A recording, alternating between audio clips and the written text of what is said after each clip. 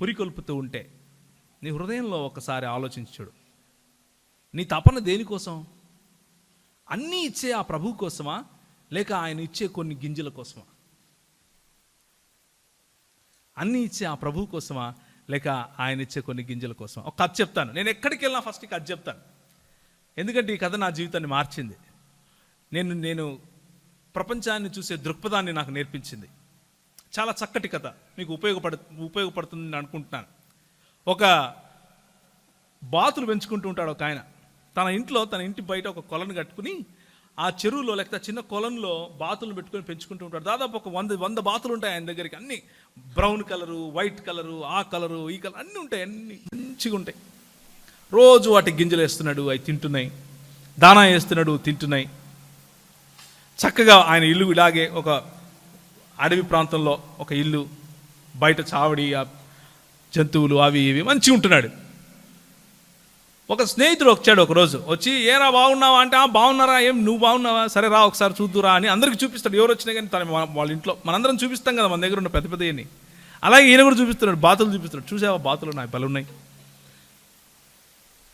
దానికి ముందు రోజు ఈయన దగ్గర ఉన్న ఒక చిన్న అడవి దగ్గరికి వెళ్ళాడు. అడవి దగ్గరికి వెళ్తే ఒక చిన్న పిట్టపడు ఉంది అక్కడ. చిన్న పిట్టపడు ఉంటే దాన్ని చేతికి తీసుకున్నాడు. చేతికి తీసుకుని అయ్యయ్యో ఇది లేదే, ఏమైపోయింది దీనికి అని చూసి దాన్ని కాస్త అలా నిమిరి, సరే నేను దీన్ని నా బాతులతో సహా కలిపి పెంచుకుంటాను అని అనుకుని తీసుకొచ్చేసాడు.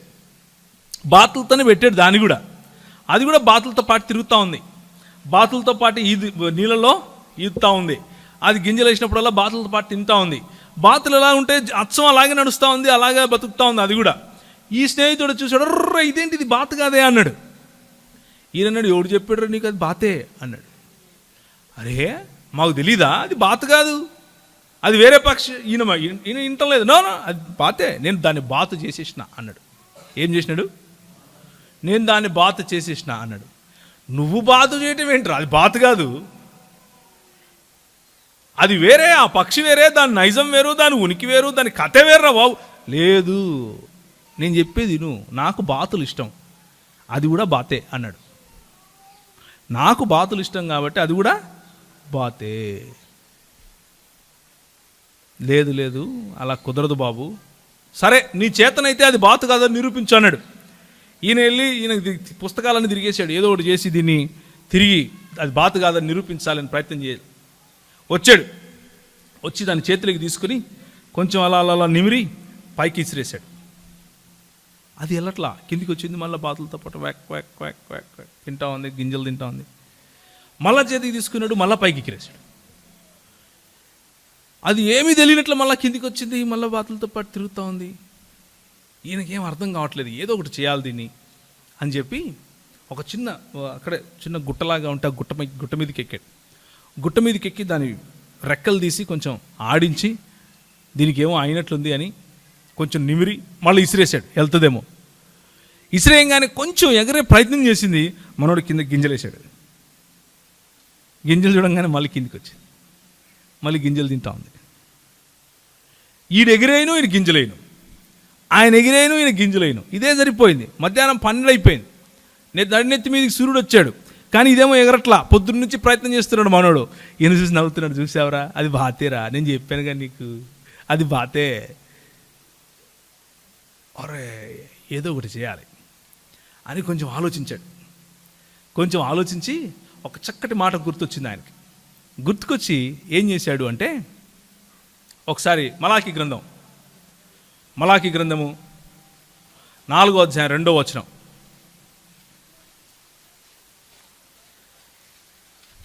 మలాకి గ్రంథం 4వ అధ్యాయం 2వ వచనం గట్టి చదువుతారా ఎవరైనా?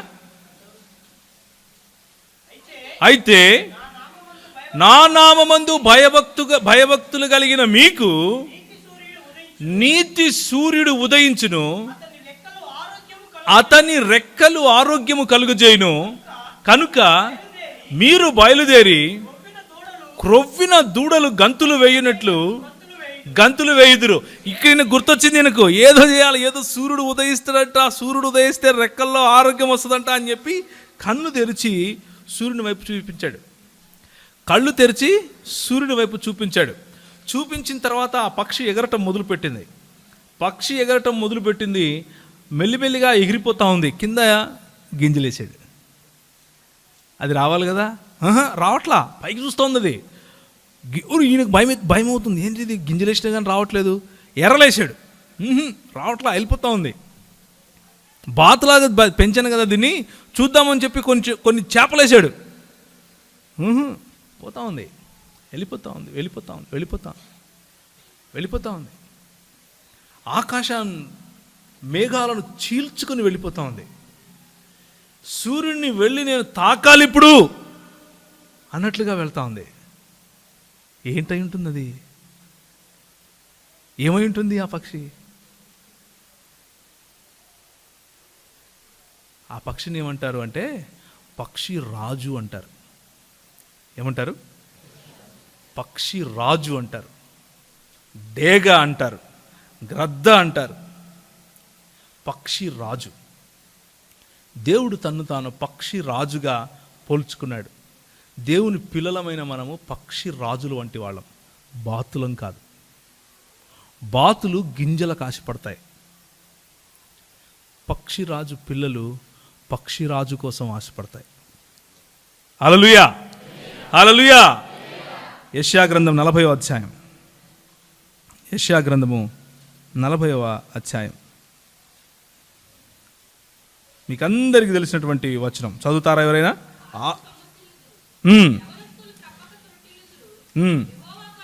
యెహోవా కొరకు ఎదురు చూచువారు నూతన బలము పొందుదురు. హల్లెలూయా. నూతన బలం పొందుతారు. హల్లెలూయా. ఎవరి కోసం ఎదురు చూసేవాళ్ళు? యెహోవా ఇచ్చే గింజల కోసమా, యెహోవా కోసమా? హల్లెలూయా. ఎవరి కోసం? నాకు ఇంకా వినపడలా. ఎవరి కోసం? యెహోవా కొరకు ఎదురు చూచువారు నూతన బలం పొందుతారు. ఆయన ఇచ్చే గింజల కోసం ఎదురు చూసేవాళ్ళు కాదు. కీరకాయల కోసము, ఉల్లిపాయల కోసము, తెల్లగడ్డల కోసం చూసేవాళ్ళు కాదు. అలాంటి బాతు బతుకులు ఎంతసేపు గొనిగే బతుకులు, సనుగే బతుకులుగా ఉంటాయి. యెహోవా కొరకు ఎదురు చూసేవాళ్ళు, యెహోవా ఇచ్చినటువంటి నిజమైన జీవితం కావాలి, నిత్యమైన జీవితం కావాలి, పరిశుద్ధమైన జీవితం కావాలి, నేను ఒకరికి ఆశీర్వాదకరంగా ఉండాలి, నేను పక్షి రాజు బిడ్డను, నేను రెక్కలు చాపి ఎగరాలి, నేను ఆయన నాలో ఎంత పొటెన్షియల్ పెట్టాడో, ఎంత విలువ పెట్టాడో, సంపూర్ణమైన విలువలో నేను జీవించాలి అని ఆశపడే వాళ్ళు ఎవరి కోసం ఎదురు చూస్తారు? యెహోవా కోసం ఎదురు చూస్తారు. ఆయన ఇచ్చే గింజల కోసం. ఆయన ఎలాగో ఇస్తాడు. మొదట ఆయన రాజ్యమును, ఆయన నీతిని వెతుకుతే మిగిలినవి చెక్ మార్క్ యాంగే ఆటంతట అవే వస్తాయి. ఆటంతట అవే వస్తాయి. నువ్వు వీటి కోసం వెతుకుతూ ఉన్నావు అనుకో, ఆయన వద్దా? ఆయన కావాలి వద్దా? ప్రభు అంటాడు, యెహోవా కొరకు ఎదురు చూచువారు నూతన బలం పొందుతారు. నూతన బలం పొందుతారు. చదువుతారా? తర్వాత ఏముంది? వారు పక్షిరాజు వలె రెక్కలు చాపి పైకెగురుదురు, అలయక పరిగెత్తుదురు, సొమ్మసిల్లక నడిచిపోవుదురు. మన జీవితాల్లో పక్షిరాజు అనుభవం కావాలా, లేక మారా అనుభవం కావాలా? మనం నిర్ణయించుకోవాలి. మారా అనుభవం గొనిగే అనుభవం, మారా అనుభవం సనిగే అనుభవం. మన కళ్ళ ముందు గొప్ప గొప్ప అద్భుతాలు, మన కళ్ళ ముందు గొప్ప గొప్ప యుద్ధాలు, మన కళ్ళ ముందు గొప్ప గొప్ప ఆశ్చర్యకరమైనటువంటి గెలుపులు మనకు ప్రభువు ఇస్తున్నప్పటికీ ఇంకా ప్రశ్నించే అనుభవం, ఇంకా గొనిగే అనుభవం, ఇంకా సనిగే అనుభవం, మన దగ్గర లేని దానికోసం చూసే అనుభవం, దాన్ని మారా అనుభవం అంటారు. లేకపోతే కిబ్రోత్ హత్తావా అనే అనుభవం అంటారు. నోట్లో తింటే ముక్కులేకి వచ్చేటట్లుగా ప్రభు ఆశీర్వదిస్తాడు, మామూలుగా కాదు.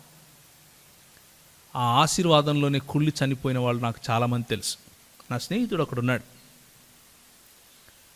నేను అమెరికా వెళ్ళాలి, అమెరికా వెళ్ళాలి, అమెరికా వెళ్ళాలి, అమెరికా వెళ్ళాలి, అమెరికా వెళ్ళాలి.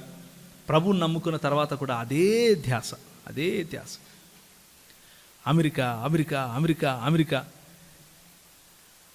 ప్రభు ఎలా అమెరికా పంపించాడు అంటే ఇంతవరకు రాలా ఎనికి మళ్ళావాడు, ఇంతవరకు రాలా. నేను ఒక 20 సార్లు పోయి వచ్చింటాను. నేను ఎప్పుడు పోవాలనుకోలేదు. అడిగాను, ఏం రా నువ్వు వచ్చినావు, ఇంటికి రావా అంటే, ఎంత బిజీ అయిపోయిందంటే ఇప్పుడు ఇండ్లు చూడడానికి కూడా లేదు, తల్లిదండ్రులు తింటున్నారా లేదో తెలియదు, చెల్లెళ్ళకు పెళ్ళి అవుతుందా లేదో తెలియదు, ఒకటే ధ్యాస, అమెరికా అమెరికా అమెరికా అమెరికా. ఆ అమెరికా ఎలా ఇచ్చాడు అంటే నోట్లో పెట్టుకుంటే ముక్కులోకి వచ్చింది. ఇప్పుడు జాగ్రత్తగా ఉండాలి. మనము ఆశీర్వాదాల వెంట కాదు పరిగెత్తాల్సిందే, ఆశీర్వాదం ఇచ్చే దేవుని వెంట. హల్లెలూయా. మనము ఆశీర్వాదాల వెంట కాదు పరిగెట్టాల్సింది, ఆశీర్వాదాలకు, సకల ఆశీర్వాదాలకు కారణభూతుడైనటువంటి మన దేవుని వెంట పరిగెట్టాలి. ఆయన కోసం ఎదురు చూడాలి, ఆయన కోసం మనం వేచి చూడాలి. యెహోవా కొరకు వేచి చూచువారు నూతన బలం పొందుతారు. ఎటువంటి పరిస్థితుల్లో కూడా నూతన బలం పొందుతారు. ఎటువంటి సమస్యల్లో కూడా తిరిగి బయటకు వస్తారు. అలయక పరిగెడుతారు, సొమ్మసిల్లక నడిచిపోతారు. అది ప్రభు మనకిచ్చినటువంటి ఘనత, మనకిచ్చినటువంటి గొప్ప భాగ్యం. ఎందుకు అంటే మనము ఆయన నీతి సూర్యుడు మన జీవితాల్లో వెలిగినప్పుడు ఆయన రెక్కలు మనకు ఆరోగ్యం కలుగజేస్తాయి. మనలో ఆరోగ్యం లేకపోయినా ఆయన ఆరోగ్యం మనకు, మనలో ఐశ్వర్యం లేకపోయినా ఆయన మనకు ఐశ్వర్యం. యెహోవాయే మనకు స్వాస్థ్యముగా ఉంటే ఇంకే ఐశ్వర్యం కావాలి మనకు? మరి మన పాస్టర్ గారు చెప్పినట్లుగా ధనవంతులం కాదు, మనం ఐశ్వర్యవంతులం. సకల ఐశ్వర్యాలకు ఆయన కారణభూతుడు, ఆయన నా దేవుడు. ఇంతకంటే గొప్ప ఏం కావాలి? ఇంతకంటే ఇంకేం కావాలి? దాంతో కడుపు నిండదు కదయ్యా. అన్నం వస్తుందా? యేసు అంటే వస్తుంది, ఇస్తాడు. అదే మన దేవుని ఘనత, అదే మన దేవుని గొప్పతనం. గెర్షేము అనుభవం, మారా అనుభవం, హిబ్రోత్ హిత్తావా అనుభవం. ఒక్కసారి 1 సమూయేలు గ్రంథము 4వ అధ్యాయం వైపుకు వెళ్దాం. 1 సమూయేలు గ్రంథము 4వ అధ్యాయం. ఇది రెండవ అనుభవం. ప్రభు చిత్తమైతే ఈ రెండవ అనుభవంలో నేను ఆపుతాను. ఈ రెండవ అనుభవం ఏమిటి అంటే చాలా గమ్మత్తైన అనుభవం ఇది. ముఖ్యంగా విశ్వాసులుగా పిలుచుకునే వాళ్ళ జీవితాల్లో ఉండే అనుభవం ఇది. చాలా వింతైన అనుభవం. 1 సమూయేలు 4వ అధ్యాయం. ఒక్క నిమిషం అమ్మా. 1 సమూయేలు గ్రంథము 4వ అధ్యాయము. నేను ఒక్కసారి నేను కూడా తీస్తాను అక్కడికి. ఓకే, ఇప్పుడు చదవండి. ఇశ్రాయేలీయులు ఫిలిష్తీయులతో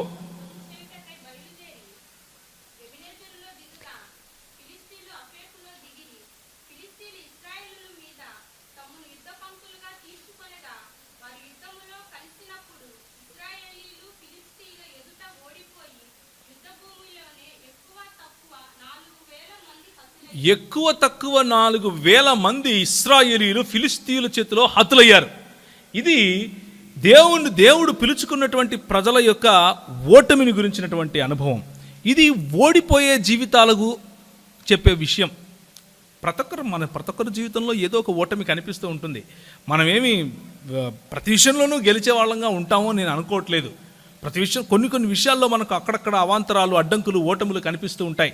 అలాంటప్పుడు మన వైఖరి గురించి నేను మాట్లాడాలనుకున్నాను. అలాంటప్పుడు మనం మన ప్రభు దగ్గరికి ఏ విధంగా వెళతాం అన్న విషయం గురించి నేను మీకు తెలియజేయాలనుకున్నాను ఈరోజు. రెండవ అనుభవం.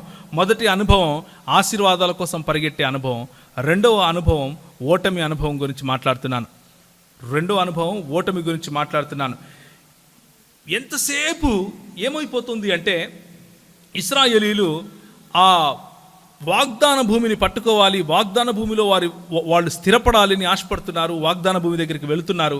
ఫిలిష్తీయులు, అమాలేకీయులు, మాదీయులు, హెబూసీయులు అందరితో పోరాటం. ఎక్కడ చూసినా పోరాటం. ఫిలిష్తీయులతో పోరాటం.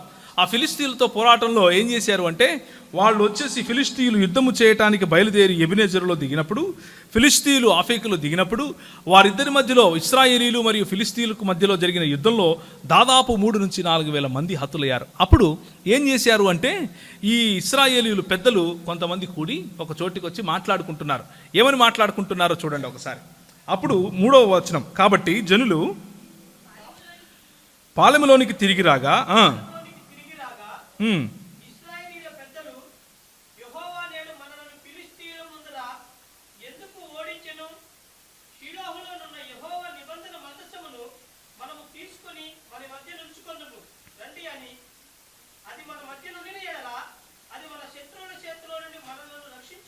చాలు.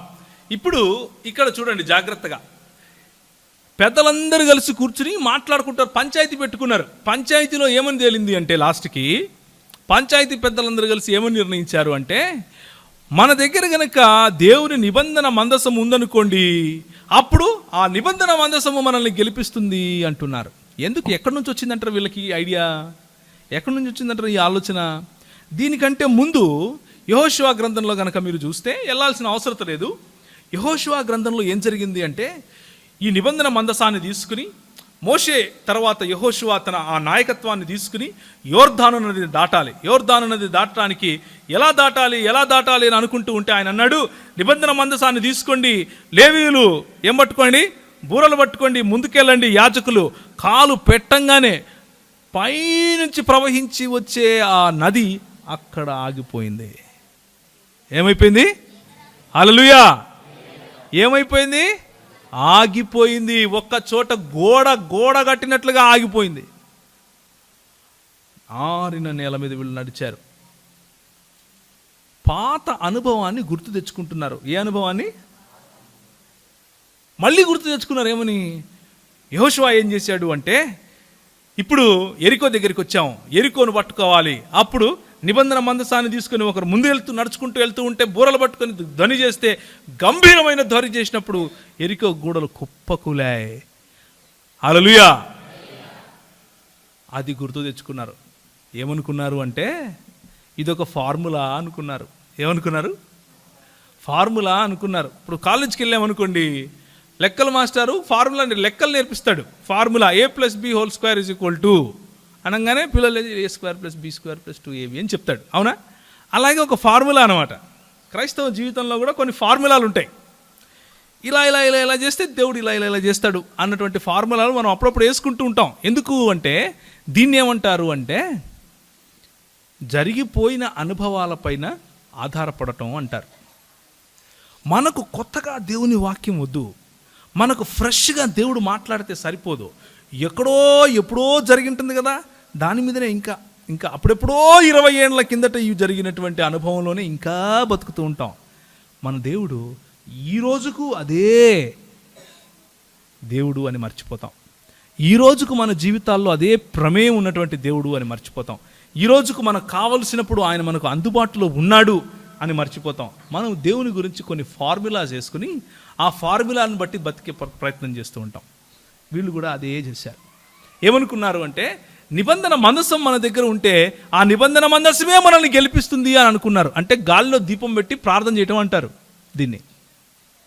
నిబంధన మందసం అక్కడ యోర్దాను నదిని దాటించలేదు.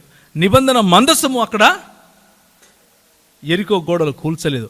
నిబంధన మందసము పైన ఉన్నటువంటి భక్తి, నిబంధన మందసం పైన ఉన్నటువంటి ఆరాధన భావం, పరిశుద్ధాత్ముని శక్తివంతమైన నాయకత్వం, ప్రజలు దేవుని వైపు చూస్తూ నిబంధన మందసంలో ఉన్నటువంటి మాటలను గమనిస్తూ ఆచరిస్తూ చేసినటువంటి పనుల ద్వారా, విధేయత ద్వారా ఏమొచ్చింది? విక్టరీ వచ్చింది, గెలుపు వచ్చింది, జయం వచ్చింది. అంతేగాని బైబిల్ నెత్తి కింద పెట్టుకొని పండుకుంటే దయ్యాలు పోతాయి అనుకుంటాం. చూసారా? అది చేస్తున్నారు వీళ్ళు. నిబంధన మందసం అంటే బైబిల్ ఈరోజు మన చేతిలో ఉన్నది అనుకోవాలి. అది తీసుకెళ్ళి దగ్గర పెట్టుకుంటే నిబంధన మందసమే నన్ను గెలిపిస్తుంది అని అనుకున్నారు వీళ్ళు. బైబిల్ నెత్తి కింద పెట్టుకుంటే తలగడగా మారుతుంది కానీ వాక్యం రాదు. నేను ఎందుకు ఈ మాటలు చెప్తున్నాను అంటే, అప్పుడెప్పుడో జరిగిపోయినటువంటి అనుభవాలపైన ఆధారపడుతూ ఈ రోజుకు అదే అనుభవాలపైన మనం బ్రతుకుతూ ఉంటాం. ఒక్కొక్కసారి అప్పుడెప్పుడో జరిగిపోయినట్టు, మా తాతలు నేతులు తాగారు, మా మూతులు వాసన చూడండి అన్నట్లుంటుంది. అప్పుడెప్పుడో జరిగిపోయిన అనుభవం, అప్పుడెప్పుడో జరిగిపోయింది. 20 ఏళ్ళు అయిందండి చెయ్యెత్తాను అప్పుడెప్పుడో మీటింగ్లో, ప్రభువుని నమ్ముకున్నాను, అయిపోయి. ఆ తర్వాత ఏం చేసాడు? ఏమీ తెలీదు. ఎన్ని సంవత్సరాలు అయిందా ప్రభు దగ్గరికి వచ్చి? 20 ఏళ్ళు అయింది. ఎప్పుడు వచ్చావు? 20 ఏళ్ళ క్రితం. ఆ తర్వాత ప్రభు చేసినటువంటి కార్యాలు, ప్రభు మీద నువ్వు ఆధారపడినటువంటి కార్యాలు చెప్పు. ఏమీ లేదు, 20 ఏళ్ళ క్రితం జరిగింది, చాలా అదే. మనము ఎంతసేపు జరిగిపోయినటువంటి అనుభవాల మీద ఆధారపడి ఈ రోజును మర్చిపోయి నిన్నలో బ్రతుకుతూ ఉంటాం. ఎంతసేపు అదే పాతదే చూసుకుంటూ ఉంటాం. దాన్నే భయంకరమైనటువంటి అనుభవంగా మొదటి సమూయేల్లో మనకు ఒక మంచి గుణపాఠంగా ప్రభు నేర్పిస్తున్నాడు. చూడండి, ఆ తర్వాత ఏమైంది అంటే, వాళ్ళు యుద్ధానికి వెళ్ళారు.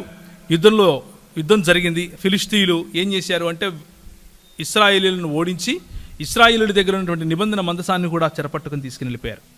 నిబంధన మందసం చెరపట్టుకొని తీసుకుని వెళ్ళిపోగానే వాళ్ళు ఏం చేశారు అంటే, అయ్యో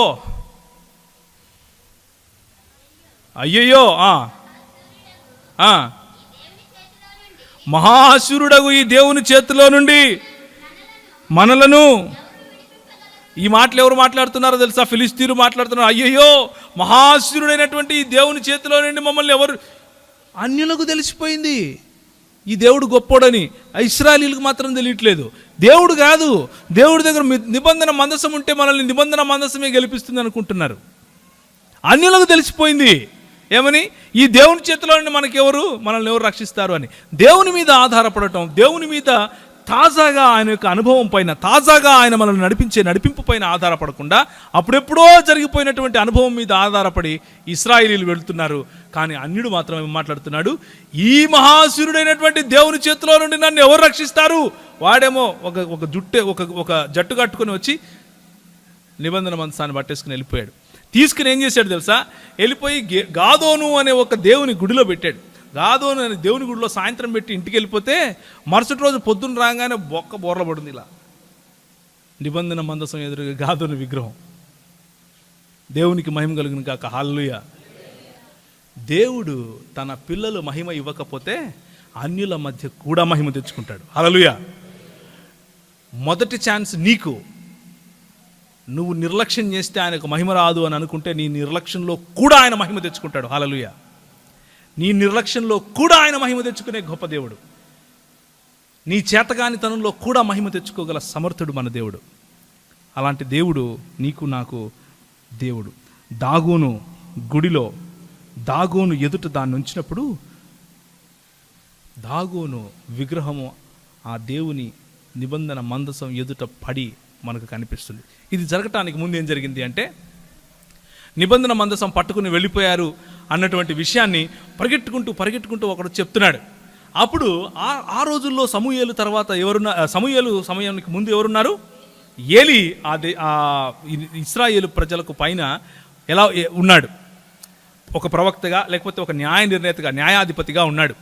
ఆయన అక్కడ ఉన్నప్పుడు ఆయన స్థూలకాయుడు అయిపోయాడు, చాలా వృద్ధుడైపోయాడు. ఆయన గడప మీద కూర్చుని ఎవరో వచ్చారు, ఇక ఏదో జరిగింటుంది, అయ్యో ఏంటబ్బా అని భయపడి చూస్తూ ఉన్నాడు. ఏం జరిగిందిరా అంటే ఆయన అన్నాడు, నిబంధన మందసం అనంగానే టప్ అని చచ్చిపోయాడు. ఆయనకు అర్థమైపోయింది, నిబంధన మందసం అనంగానే చచ్చిపోయాడు. అది కూడా ఎలా చచ్చిపోయాడు చూడండి. 15వ వచనం. ఏలి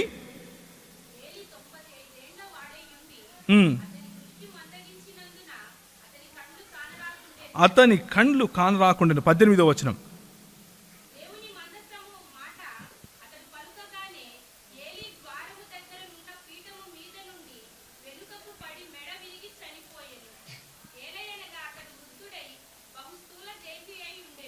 అతడు వృద్ధుడై బహుస్థూల దేహి అయి ఉండెను. ఈ బహుస్థూల దేహి అయి ఉండను అనే విషయం గురించి మళ్ళీ ఎప్పుడైనా మాట్లాడుకుందాం. ప్రస్తుతానికి నిబంధన మందసం పట్టబడింది అన్నటువంటి మాట వినంగానే ఆయన చనిపోయాడు. మొదట ఆయనకిచ్చినటువంటి రెస్పాన్సిబిలిటీ, ఆయనకిచ్చినటువంటి బాధ్యత ఏంటి? నిబంధన మందసాన్ని కాపాడుకోవాలి. కానీ పంచాయతీ నిర్ణయించింది అని చెప్పి తన బాధ్యతను మర్చిపోయి నిబంధన మందసాన్ని ఇచ్చి పంపించాడు. అదే గుబుల్లో ఉన్నాడు. ఏమవుతుందో అది రాలేదు అని తెలిసిన మరుక్షణమే చచ్చిపోయాడు. పాత అనుభవాల మీద ఆధారపడి నిర్ణయాలు తీసుకుంటే ఇదే పర్యవసానం అవుతుంది. పాత అనుభవాల మీద ఆధారపడి నిర్ణయాలు తీసుకుంటే ఇదే పర్యవసానం మనం చూడాల్సి ఉంటుంది. మనం ప్రతిసారి మనకు వచ్చిన ప్రతి సమస్యకు మొట్టమొదటిగా దేవుని దగ్గరికి వెళ్ళాలి. పాత అనుభవాన్నే చూసుకుంటూ ఉండకూడదు, సంకలు గుద్దుకుంటూ ఉండకూడదు. ప్రభువా, ఈరోజు నాకు ఈ సమస్య ఉంది, నేనేం చేయాలి? ఈరోజు ఈ సమస్యలో నువ్వు నాకు ఎలా సహాయపడతావు? ఈరోజు ఈ సమస్యను నేను ఎలా జయించాలి? పరిశుద్ధాత్ముని యొక్క శక్తి నాకు కావాలి, పరిశుద్ధాత్మునిపై యొక్క అభిషేకం నాకు కావాలి, పరిశుద్ధాత్మదేవాలను నడిపించు అని మనం అడిగితే ఆయనను సంచకరువుగా ఇచ్చాడు మనకు దేవుడు. ఆయన మనల్ని నడిపించడా? ఆయన మనకు మార్గం చూపించడా? ఆయన మనల్ని తీసుకెళ్ళడా? ఈ సిచ్యువేషన్లో ఏం జరిగింది అంటే, ఆయనకు ఒక కోడలుంది, 2 కొడుకులు చచ్చిపోయారు కదా. ఆ 2 కొడుకుల్లో ఒక ఆమె భార్య. 20వ వచనం.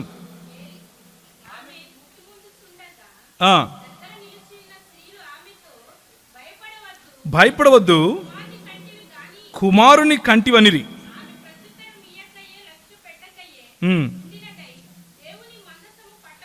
దేవుని మందసము పట్టబడిన ఆ సంగతిని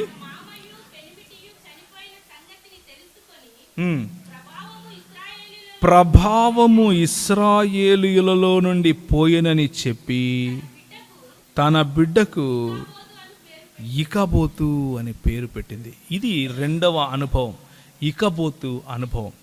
ఇకబోతు అనుభవము భయంకరమైన అనుభవం.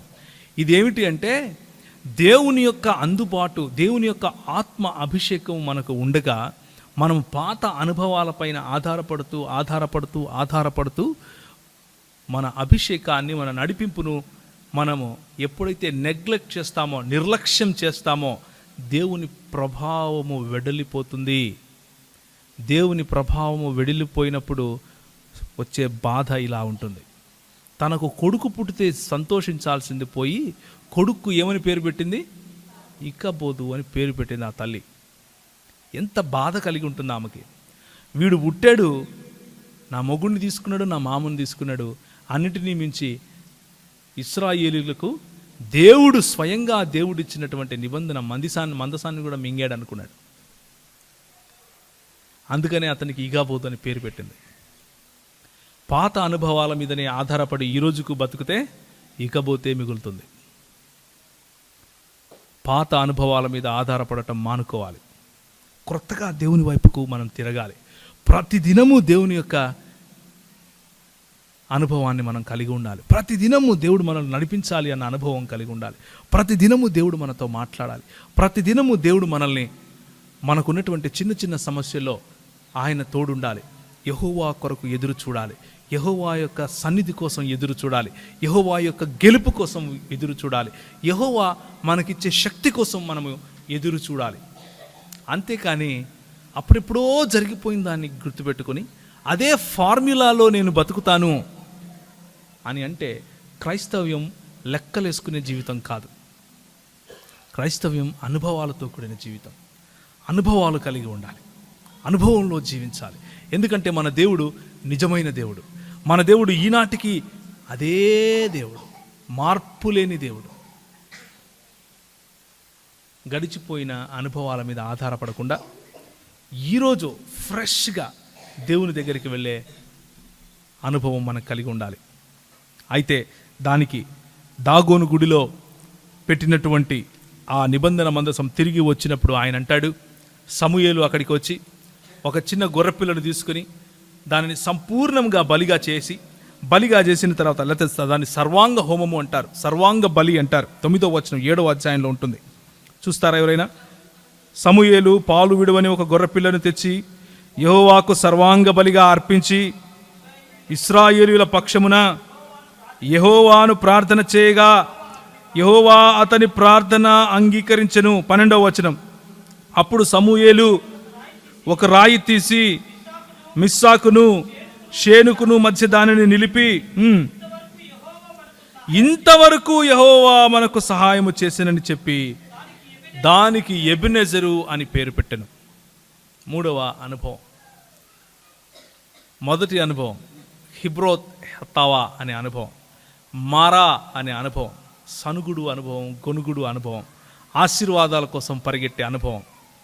ప్రభువు దానికి పర్యవసానంగా ఎంత ఆశీర్వాదం ఇస్తాడంటే నోట్లో పెట్టుకుంటే ముక్కులేక నాసికారంధ్రములు లేక వచ్చేంత వరకు ఆశీర్వదిస్తానన్నాడు. 2వ అనుభవం ఏంటి? ఆ అనుభవం ఇంతవరకు చూసాం మనం. చెప్తారా ఏంటండి ఆ అనుభవము? ప్రభావము వెడలిపోయేను. ఇకబోతు అనుభవం. ఇకబోతు అనుభవం ఎప్పుడు వస్తుంది? ఇకబోతు అనుభవం ఎప్పుడు అంటే ఇంకా అప్పుడెప్పుడో జరిగిపోయినటువంటి అనుభవాల మీద ఆధారపడి ఈరోజు దాన్ని ఒక ఫార్ములాగా చేసుకుని బతికితే ఇకబోతు అనుభవమే మిగిలిపోతుంది. కానీ ఎబెనెజరు అనుభవం వేరు. ఎబెనెజరు అనుభవం చూడండి, మంచి అనుభవం. ఇశ్రాయేలీయులందరినీ మిస్పాకు పిలిచి సమూయేలు చెప్పే మాట చూడండి, నేను మీ పక్షమున యెహోవాకు ప్రార్థన చేస్తాను. వారు మిస్పాలో కూడుకొని నీళ్లు చేది యెహోవా సన్నిధిని కుమ్మరించి ఆ దినమున ఉపవాసముండి యెహోవా దృష్టికి మేము పాపాత్ములము అని ఒప్పుకొని మిస్పాలో సమూయేలు ఇశ్రాయేలీయులకు న్యాయము తీర్చుచూ వచ్చాడు. యెహోవా వైపుకు తిరగటం, యెహోవా వైపుకు మన పాపములను ఒప్పుకొని తిరగటం, యెహోవా వైపుకు తిరిగి ప్రతిసారి ఆయన మనకు తోడయి ఉండే దేవుడు. ఎబినేజరు అన్న మాటకు అర్థం ఏమిటి? సహాయపు రాయి అని ఉంటుంది చూడండి, అంతేనా? సహాయపు రాయి, కింద ఫుట్ నోట్లో ఉంటుంది సహాయపు రాయి, లేకపోతే సహాయము అని అర్థం. మన దేవుడు మనకు సహాయము అన్న విషయాన్ని మర్చిపోకుండా ఈ అనుభవంలో బ్రతికే వాళ్ళ జీవితం వేరే ఉంటుంది. ఈ అనుభవంలో బ్రతికే వాళ్ళ జీవితం ఎలా ఉంటుందంటే ఒక పౌలు లాగా ఉంటుంది.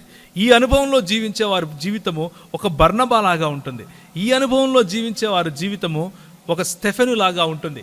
రాళ్ళు పడుతూ ఉన్నా కానీ దేవుణ్ణి మహింపరిచే అనుభవం, రాళ్లతో కొట్టి చంపే సమయంలో కూడా దేవా వీరిని క్షమించు అని అరిచే అనుభవం, ఒక తిమోతికి ఉండే అనుభవం, ఒక తీతుకు ఉండే అనుభవం. దీన్ని ఎబినేజరు అనుభవం అంటారు.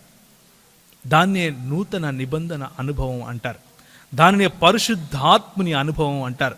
పరిశుద్ధాత్ముని అనుభవంలో ఉన్నవారు, పరిశుద్ధాత్ముని చేత నడిపింపబడేవారు ప్రతి దినము దేవుని వైపు తిరుగుతారు. ప్రతి దినము దేవుని కొరకు వేచి చూస్తారు. ప్రతి దినము దేవుని సన్నిధిలో బ్రతకాలని ఆశపడతారు. దేవుడు ఇచ్చే గింజలు కాదు, దేవుని కోసం ఎదురు చూస్తారు. అప్పుడెప్పుడో జరిగిపోయిన అనుభవం కాదు, ఈరోజు దేవుని కోసం ఆకలి కలిగి ఉంటారు. దుప్పి నీటివాగుల కొరకు ఆకలి కలిగి ఉన్నట్లు మనము యెహోవా కొరకు ఆకలి కలిగి ఉంటాం. ఆ ఆకలి, ఆ దప్పులు మనలో, ఆ తృష్ణ, ఆ భావం, ఇంకా దేవుడు ఇంకా కావాలి, ఇంకా నన్ను నింపు, ఇంకా నన్ను నింపు, ఇంకా నన్ను నింపు, నా గిన్నె నిండి పొర్లాలి.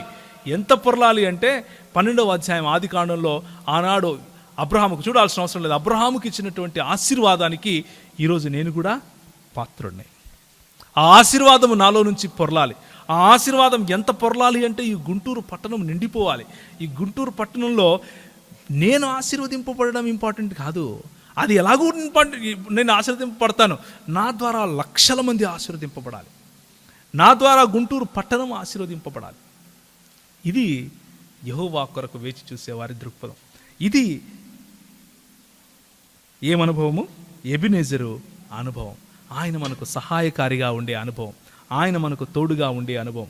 నిరంతరము ప్రతి క్షణము పరిశుద్ధాత్ముని యొక్క అండ, కాపుదల, నడిపింపు, ఆయన యొక్క సన్నని మెల్లని ఆ స్వరం.